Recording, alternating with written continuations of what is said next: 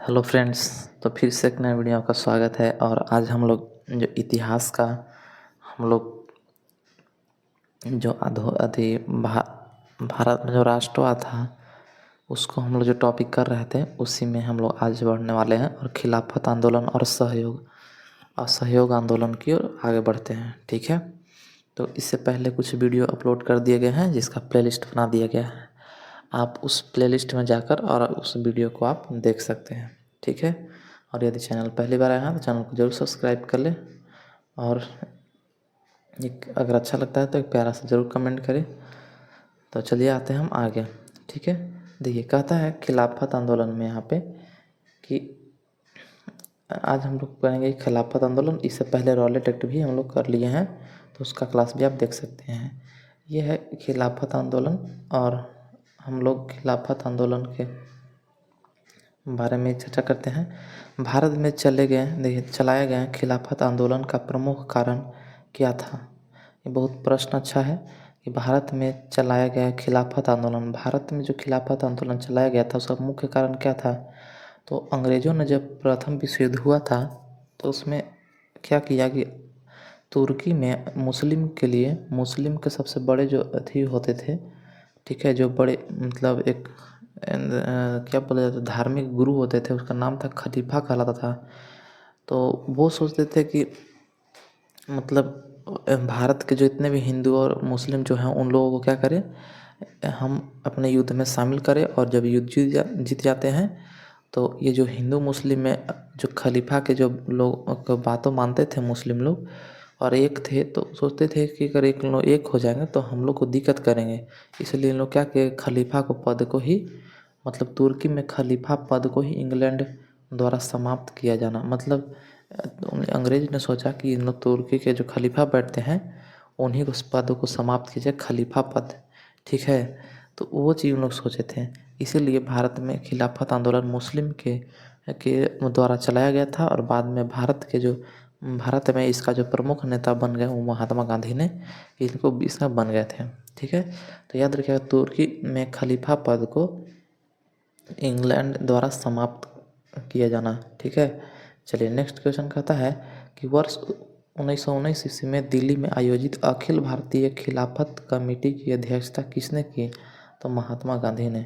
ठीक है, 1919 ईस्वी में दिल्ली में आयोजित अखिल भारतीय खिलाफत कमेटी की अध्यक्षता, अभी हम जस्ट बताएं कि जो असहयोग आंदोलन थे उसको चालू करने वाले दूसरे कोई थे, लेकिन उनकी अध्यक्षता क्योंकि यह एक मतलब पूरा लीडर बहुत अच्छे बन गए थे उस समय, पहचान लोग पूरे देश में हो गया था, तो इसीलिए क्या किया कि इन्हीं को नेता बना दिया गया खिलाफत कमेटी का। ठीक है, 1916 में दिल्ली में आयोजित जो अखिल भारतीय खिलाफत कमेटी की अध्यक्षता जो कौन किया, महात्मा गांधी ने।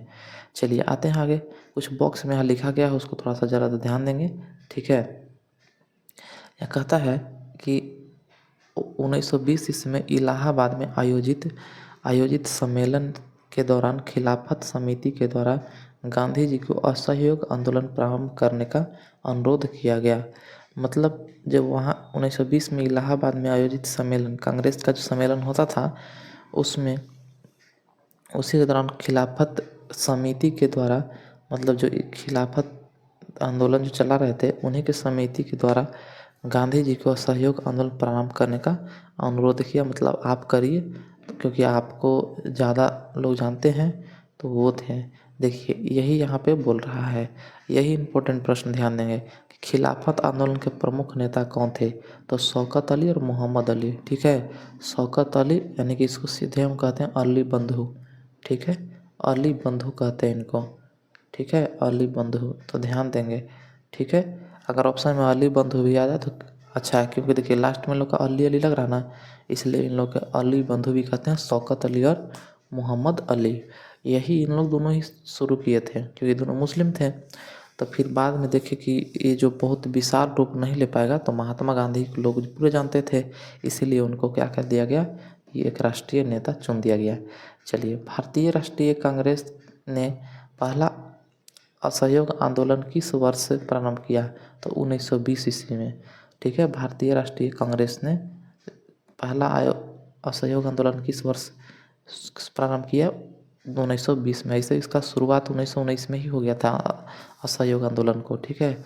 लेकिन भारतीय राष्ट्रीय कांग्रेस जो कमेटी था भारत में, उनके द्वारा जो चलाया गया था 1920 में शुरू किया गया था, ठीक है। इसलिए हम लोग पढ़ते हैं 1920-22।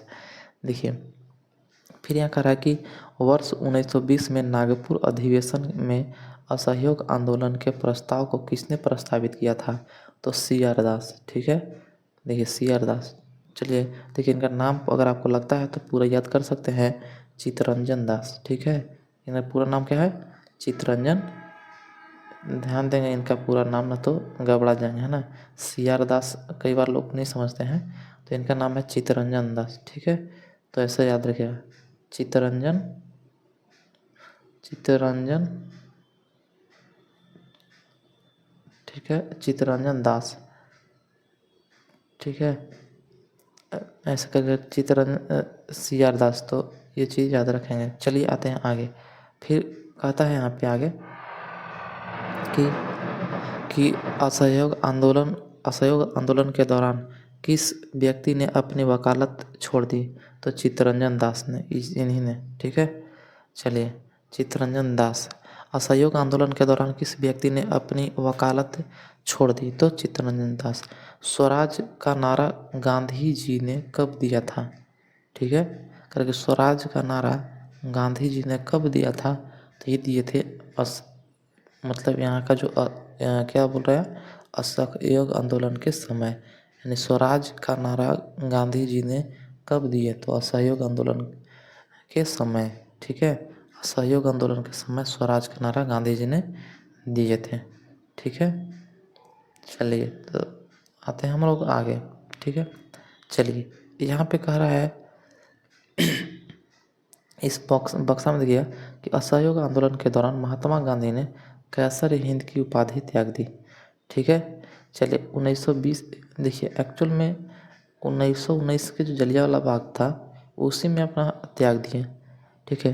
अब चलिए 1921 से 22 में के असहयोग आंदोलन का मुख्य परिणाम क्या था? तो हिंदू मुस्लिम एकता। देखिए 1921 और 22 के असहयोग आंदोलन का मुख्य परिणाम क्या था? तो जो परिणाम था वो हिंदू मुस्लिम जो थे वो क्या हो गए? एक हो गए। चलिए आते हैं आगे। महात्मा गांधी द्वारा चलाया गया प्रथम जन आंदोलन, ठीक है। ये बहुत अच्छा प्रश्न है, ध्यान देंगे कि महात्मा गांधी द्वारा चलाया गया प्रथम जन आंदोलन कौन था? तो यही असहयोग आंदोलन था, ठीक है। पहली बार पूरा व्यापक रूप से जो लोगों का जो भीड़ उमड़ा और सपोर्ट मिला, यही इसी में मिला, असहयोग आंदोलन में। असहयोग आंदोलन के दौरान विदेशी वस्त्रों को जलाए जाने पर किसने महात्मा गांधी को लिखा कि यह निष्ठुर बर्बरता है? रविंद्रनाथ टैगोर ने लिखा था, ठीक है। किसने लिखा था? रविंद्रनाथ टैगोर ने। चलिए आते हैं आगे। यहाँ कह रहा है कि बहुत अच्छा प्रश्न, यही पॉइंट है, ये जो बक्सा है ना, यहाँ पे ध्यान देंगे, ये बहुत इम्पोर्टेंट बक्सा बनाया हुआ। देखिए चौरा चौरी कांड 5 फरवरी 1922 ईस्वी को गोरखपुर जिले में उत्तर प्रदेश, देखिए ये जो गोरखपुर जिला है उत्तर प्रदेश में है, घटी हुई जिसके कारण गांधी जी ने असहयोग आंदोलन को वापस ले लिया, ठीक है। देखिए वो क्या करिए कि मतलब जो चालू किया था असहयोग आंदोलन, तो वो कह दिया कि नहीं, ये अहिंसक मतलब हिंसक नहीं होना चाहिए, किसी में से जान नहीं जाना चाहिए, यह अहिंसक मतलब किसी व्यक्ति को किसी को जान माल के क्षति नहीं होना चाहिए, ठीक है। तो उनको असहयोग के वो क्या थे? पुजारी थे, मतलब सॉरी अहिंसा के पुजारी थे गांधी जी। तो यहाँ इतना बड़ा अहिंसा हो गया कि वहाँ के जो गोरखपुर में जो थाना में था, तो वहाँ के सिपाहियों को जला दिया गया, मतलब पुलिस चौकी को जला दिया गया। देखिए चौरा चौरी की घटना के समय महात्मा गांधी कहाँ पर थे? तो बारदौली में, ठीक है, बारदौली में। चले आते हैं, चौरा चौरी घटना के समय गांधी जी कहाँ थे? बारदौली में। असहयोग आंदोलन कब समाप्त हुआ? 1922 में। देखिए जैसे ही यहाँ पे हुआ ना ये कांड, कौन सा? चौरा चौरी कांड 5 फरवरी 1922 में। तो गांधी जी क्या किए कि असहयोग आंदोलन को बंद कर दिए। अब ये आंदोलन को स्थगित कर दिए, ठीक है। चलिए अब देखिए हम आते हैं आगे प्रश्न कह रहा है कि मतलब यहाँ पे जो बक्सा है ना उसको ध्यान देंगे थोड़ा सा। यहाँ पे कह रहा कि असहयोग आंदोलन के दौरान मोतीलाल नेहरू CR दास, चित्तरंजन दास और श्री राजगोपालाचारी, वल्लभ भाई पटेल, आसफ अली, टी प्रकाशन और राजेंद्र प्रसाद जैसे प्रमुख वकीलों ने अपनी वकालत छोड़ दी।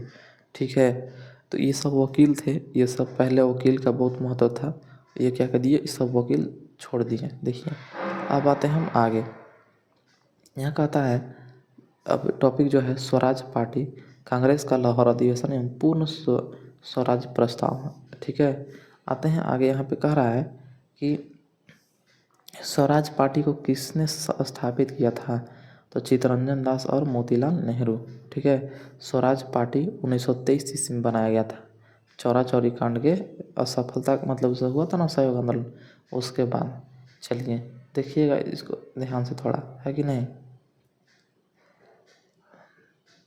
तो चलिए हम जो है ना इस वीडियो को यहीं पे खिलाफत एवं असहयोग आंदोलन को यहीं तक इसमें हम रखते हैं और फिर हम आएंगे अगला टॉपिक में, क्योंकि लंबा थोड़ा वीडियो जो है ना बहुत लंबा हो जाएगा, तो हम यहाँ से मिलेंगे। ठीक है, चलिए तो आज के लिए इतना ही, तब फिर मिलेंगे अगले वीडियो में, तब तक के लिए जय हिंद।